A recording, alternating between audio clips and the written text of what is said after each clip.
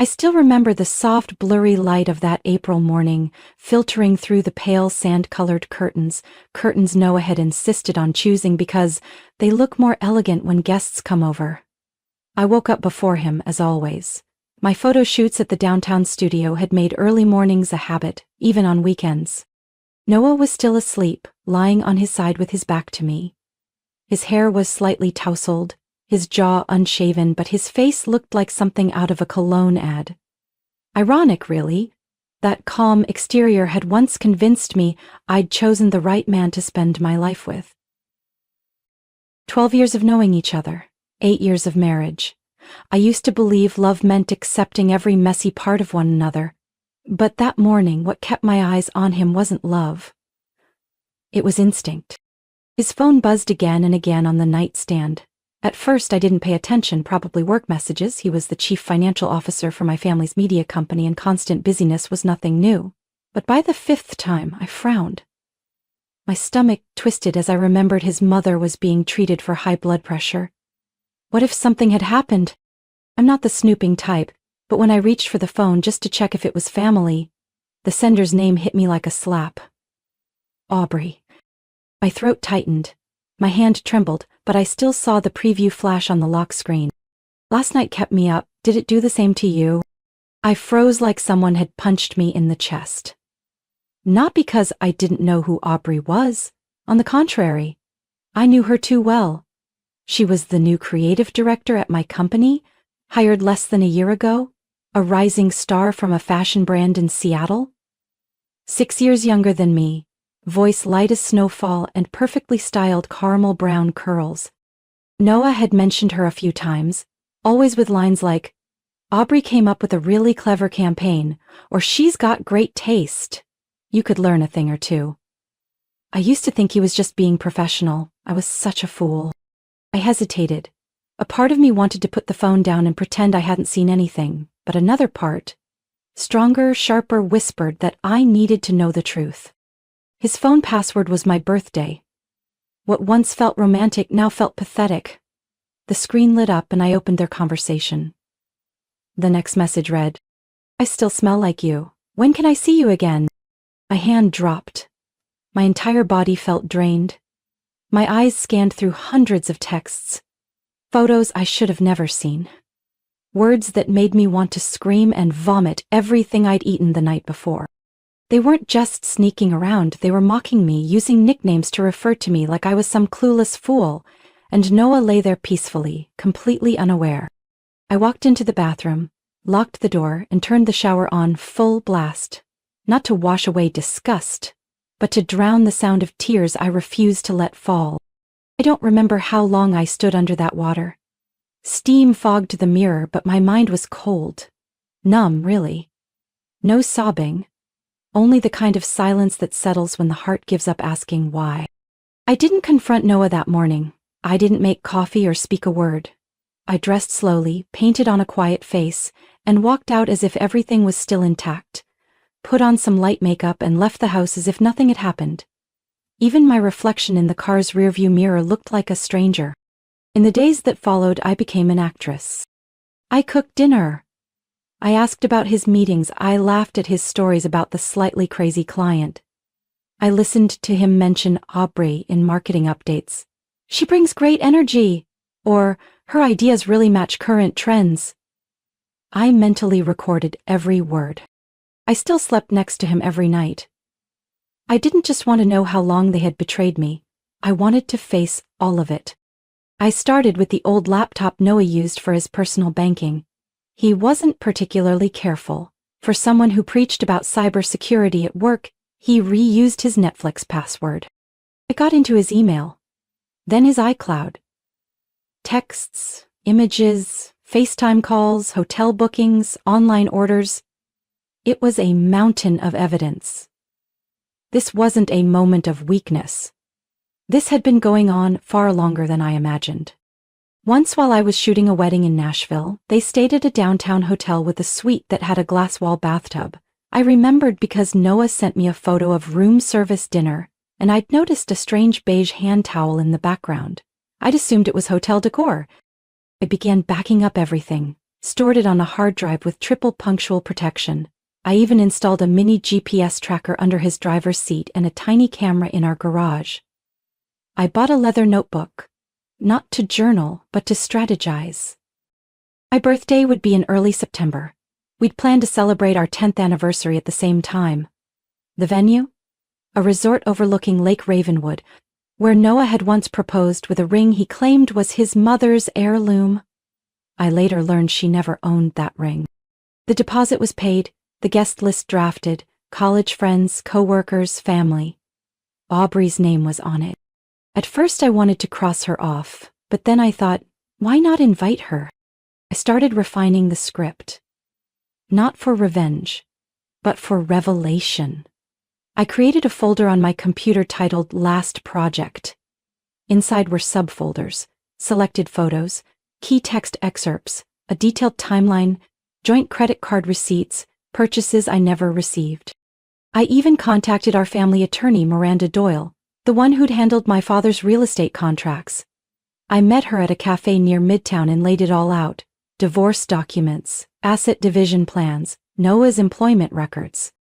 "Melanie," she said slowly, "are you sure you want to go through with this?" Every message they exchanged was a knife in me. "I'm just gathering all the blades and handing them back." She didn't ask more, she simply nodded and began writing. At home, Noah acted sweet. Some nights, he even cooked dinner. Asked about my schedule, suggested we start planning for a baby next year. I smiled. I played my part so well, even I was starting to feel uneasy. Only one person seemed to sense something. My mother. She called and asked, "Are you okay? Your voice sounds different lately." "I'm just planning a party no one will forget," I said, keeping my tone light. For the next month, I lived behind a carefully carved mask. I invited Aubrey to the upcoming event with effortless charm. "We'll be doing a little slideshow," I smiled, my fingers brushing her wrist. "Honestly, I'd love for you to be there. You've been such a big part of this recent chapter." Her eyes flickered with something hard to read. A flash of suspicion, maybe doubt? But then she smiled back. "I'll be there, it's an honor." I stayed calm, not a hint of hesitation. From that moment on, every conversation between the three of us at the office felt like a silent performance. Noah still talked about work, still made me laugh with the same old college stories. And me? I laughed, tilted my head at just the right moments, even texted him to ask what he wanted for dinner. I watched them. The way Aubrey lightly touched his shoulder as she passed, the way Noah leaned in when she said something funny, the way they shared those fleeting glances during meetings, seemingly harmless, but not to me. I started to resent the innocence I once had. I recalled the signs. All of them had been right there. I just refused to see. The unfamiliar perfume that lingered on his shirt collar. The hotel receipt I once found in his wallet, dismissed with a casual partner networking event. The time I had the flu and stayed home, and Aubrey arrived early for a meeting. Noah had accidentally given her a ride because it was raining and she didn't bring an umbrella. They were gone for 3 hours, even though the office and her place were only 8 miles apart.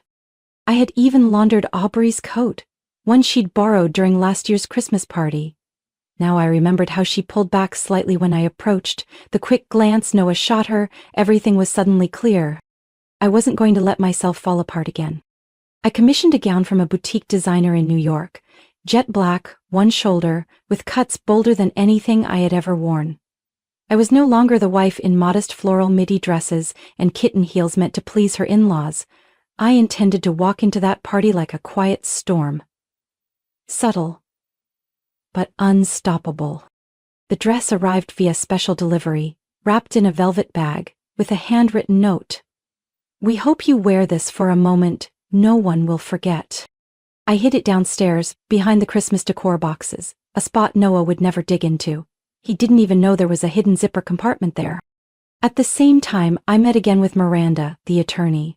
She had completed the divorce paperwork, a full list of individual and joint assets, and prepared legal documents to revoke Noah's access to the company's internal systems. "I want everything to go into effect right after the party," I said firmly. "He should not walk into the office the next day." Melanie, are you sure about making this all so public? She asked, her eyes deep, not judging, just making sure I was truly ready. They humiliated me behind closed doors. I just want to show the truth to the very people they've deceived. Then I won't stop you, she replied, her face sharpening into the same icy determination I remembered from childhood, back when I watched her win high-profile corporate lawsuits. 3 days before the party, I practiced standing in front of the mirror, training myself to hold Noah's gaze without blinking. I wrote the opening lines of my speech on a sticky note and stuck it to the bathroom mirror, repeating it until I memorized every word. Each night I lay next to him, listening to him talk about our future. I smiled, then turned away so he wouldn't see how cold my eyes had become. That afternoon, I arrived at the hotel an hour earlier than planned. The pre-party setting was quiet, like the air itself was holding its breath before a storm. The hotel sat on a tree-lined road just outside Portland, the same place Noah had gotten down on one knee 8 years ago. On this very rooftop, he had once said, "We'll never keep secrets from each other." Now that sentence echoed in my mind like a cruel joke. I walked into the event hall wearing the black gown, cut to perfection along every curve. Sharp heels, loosely pinned hair, makeup darker than usual. Just enough to make me look like someone else. Someone Noah had never truly understood. When he walked in, I was setting my wine glass down on the bar, adjusting everything to flawless precision. Noah froze when he saw me. His eyes widened, stunned, as if seeing someone he couldn't quite recognize.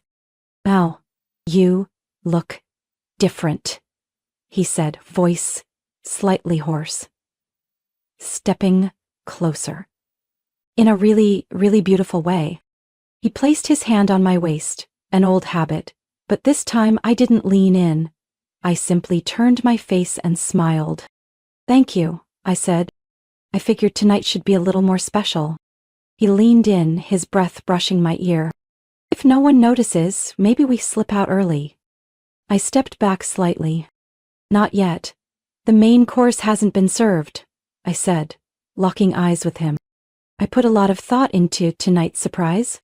Noah gave a nervous chuckle. He wasn't used to me saying something he couldn't decode. Guests began arriving. College friends, former co-workers, family members, and a few board members my father had invited. Everyone smiled, congratulated us, snapped pictures in front of the gold-lettered backdrop. Melanie and Noah, a decade together. I bowed and thanked each one. My feet ached from the new heels, but I stood tall. The pain in my legs was nothing compared to what my heart had endured. 7:30, the glass doors slid open. She walked in. Aubrey. A fitted red dress, bare shoulders, matching lipstick. Loose waves like she'd stepped out of a fashion spread. In her hand, a small, carefully wrapped gift box. She walked straight toward us, heels tapping out deliberate beats. "Noah? Melanie?" she smiled, her eyes quickly scanning my look. A brief moment, barely there. But I caught it, a flicker of caution. "Congratulations to you both," she said, handing me the gift. "Tonight's stunning, just like the two of you." I took the box, not heavy, maybe wine or an expensive perfume. I set it down on a nearby table, then gently placed my hand on her shoulder so naturally that Aubrey didn't have time to flinch. "Come," I said. "I want to give you a little tour, introduce you to everyone." She stiffened just a bit, but didn't step back. I led Aubrey through the crowd, introducing her to each guest with a sweet, practiced tone. "This is Aubrey, the talented creative director at my company, and also a very important part of our recent journey." Everyone nodded politely and smiled, but I watched her eyes, the way her hand tightened around her wine glass, and the flicker of confusion that crossed her face for just a moment. When I returned to my place beside Noah, I noticed the sweat gathering on his forehead. His whiskey glass was nearly empty. He was starting to feel uneasy, and quietly I told myself, "Good, it's still early, Noah." And this was only the beginning. 8:15, the atmosphere in the banquet hall was at its warmest, slightly buzzing with tipsy joy. Cocktails shimmered under the golden lights, laughter echoed throughout the room, and every toast sounded sincerely cheerful. I held up my wine glass, lightly tapped it with my wedding ring still on my finger. One clear chime. then another. Soon, the room fell silent. I stepped onto the stage.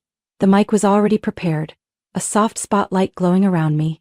My heartbeat was steady, not a single beat off. I'd been waiting for this moment for the past 3 months. Thank you all for being here tonight, I began, my voice firm yet even. 10 years is no small number, and I thought, what could be more meaningful than a short slideshow of the love story Noah and I built together? A light round of applause followed. Noah smiled and raised his glass. Aubrey, seated 3 tables away, had her arms crossed and her lips pressed tighter than usual. I signaled the AV team to start the video. The large screen behind me lit up. It opened with photos from the early days. Us at Cannon Beach, hair blown wild by the wind. Then our wedding in a sunlit garden. Our honeymoon in Colorado, where I still believed I was the luckiest woman in the world. The room quieted. Some guests wiped tears. Others smiled at the memories. Then the footage changed. A new photo appeared. Noah wearing a gray dress shirt sitting at a desk in my company's office. Behind him, my family's brand logo glowed clearly.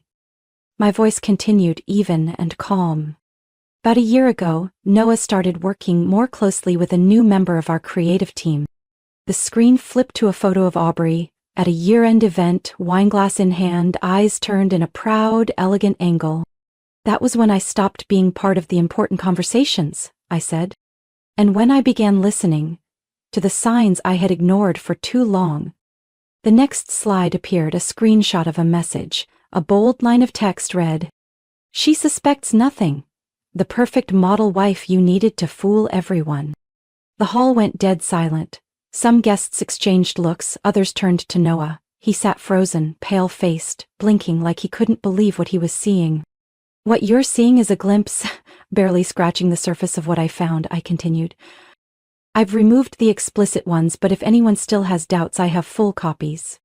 The slideshow kept playing, hotel receipts from Seattle that matched dates I was on business trips, blurry selfies of them in elevators, grainy but undeniable. Then came the mockery. Comments about my hair, my job, even the apartment Noah and I once proudly designed together. I looked up at Noah. His face was soaked with sweat. Aubrey had her head bowed, unable to meet a single gaze. The wine in front of her sat untouched, her hand trembling slightly. I stayed silent for 3 months just to reach this moment, the day I wanted everyone to hear the truth from me. No distortions, no excuses. I turned to the hotel staff. They stepped forward, carrying a thick envelope sealed securely. I opened it in front of everyone. "This is the divorce paperwork," I said, voice steady. "And the official document terminating Noah's position at my family's company. His system access was revoked this morning."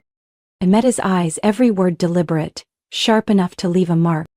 "Congratulations, Noah, and thank you for the most unforgettable birthday gift I've ever received." A wave of murmurs filled the room. I glanced across the space. The very place that once held my wedding day laughter, now reflecting a silence as cold as ice. Then I stepped down from the stage. I walked past Noah, the man who had once been my whole world, now just a fading silhouette collapsing in the crowd. That night, I left the hotel in a black SUV parked behind the lot, arranged by Miranda. I went straight to the loft apartment on the east side of the city, a raw industrial space with exposed brick walls and tall glass windows overlooking the river. I had rented it 2 months earlier under the name of my photography company. No one knew where I was, and I intended to keep it that way. Noah started calling after 2 days. "Link. Mel, please, let me explain." I blocked his number. On day 3, flowers began arriving at my studio. First white roses, then handwritten letters in black ink, his handwriting shaky like a schoolboy's. "I ruined everything. You're the only one I've ever truly loved." I didn't need confessions. I needed peace. A week later, he stood outside my parents' house, his coat wrinkled, eyes dark and sunken. My mother called me, voice uneasy. "Don't you want to meet and end things properly?" "I already did, Mom, in front of everyone." Noah didn't know I'd moved out. No one in the family told him. He left after standing in the rain for over an hour, leaving a soaked bouquet blown to the curb by the wind. Aubrey resigned the first Monday after the party. No one saw her again. I heard she moved to Chicago to work at another media company. Someone in HR told me her resignation email was a single sentence. I no longer align with the company's direction.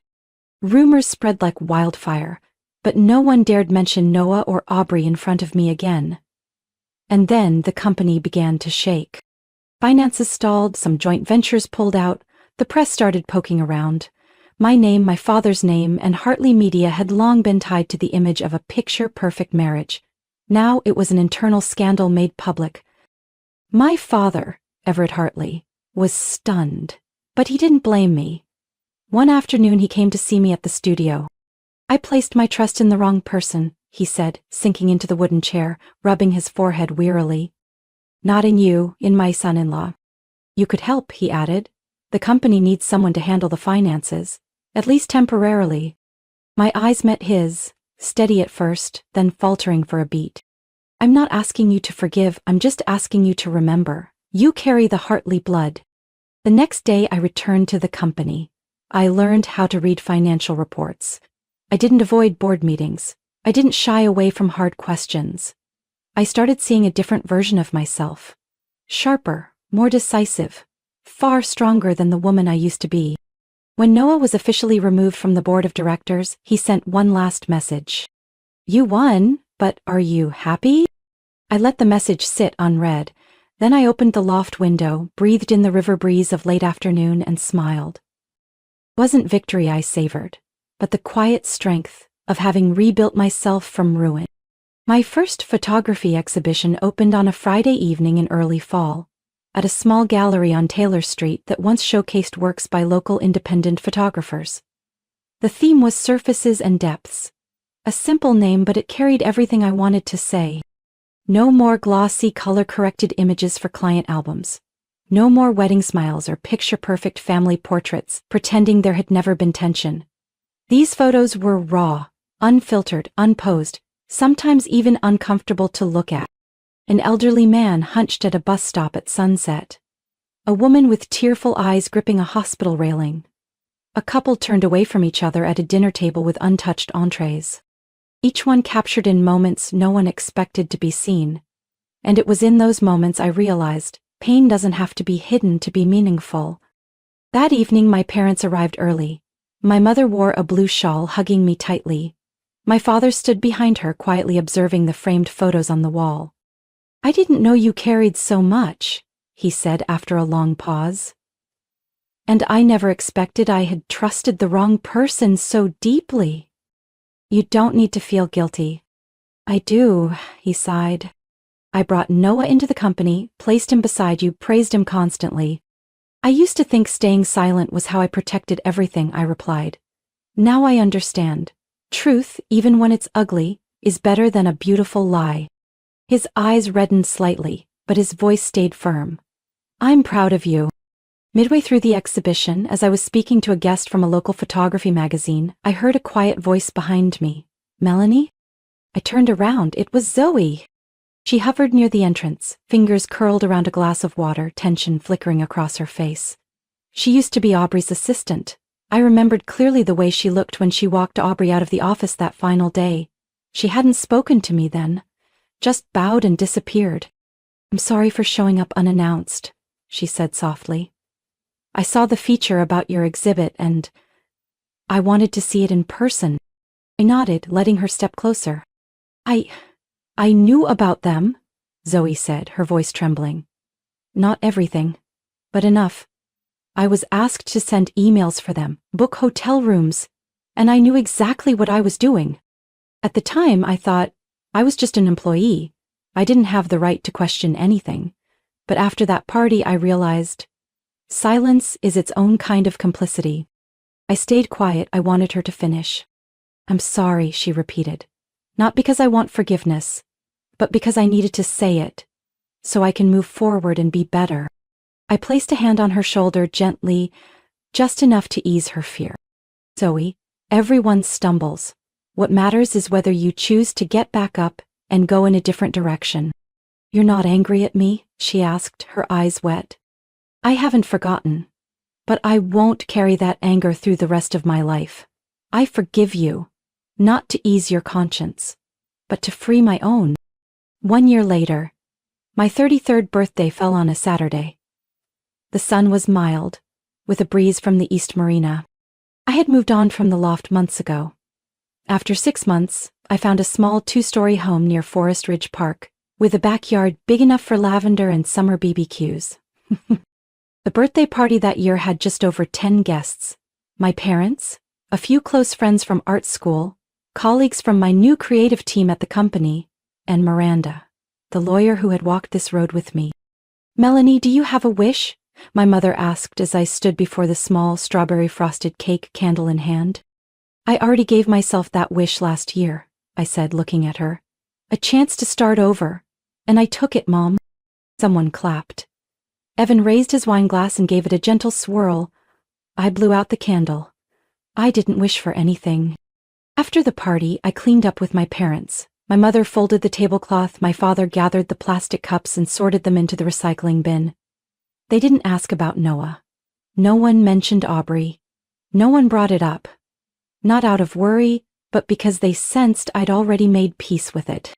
As guests left, Miranda lingered behind. She wore a long cardigan, cradling a half-drunk bottle of wine. "Melanie," she said, her gaze drifting toward the backyard where the light still twinkled, "this party feels different." She gently took my hand. "You've walked a path most people would never dare." I gave her a light, unburdened smile. After she left, I returned to the porch, poured myself another glass of wine. I turned off my phone notifications. I curled into the rattan chair, looking up at the night sky, bleeding city light. The highway traffic below looked like trails of living ink. I didn't think about Noah anymore. His last message was 8 months ago. I never replied. Eventually, he stopped sending them. I didn't think about Aubrey either. I heard she quit her job in Chicago. That was her business. As for me, I still take photos. And I've started writing. Not a memoir, but small entries. About the woman I once was. And the woman I'm becoming. That version of me, the one who staged a celebration just to reveal betrayal, belongs to the past. I don't flinch at the truth now. I see it clearly, even when it dresses itself in tenderness. Melanie's story isn't just about escaping betrayal. It's a testament to the quiet power that comes when a woman dares to face the truth and write her own fate.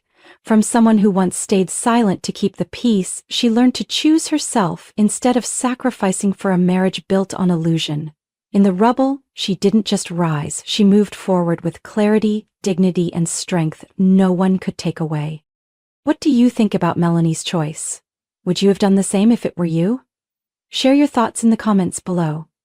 And don't forget to follow the channel for more emotional, real-life stories and powerful lessons about family.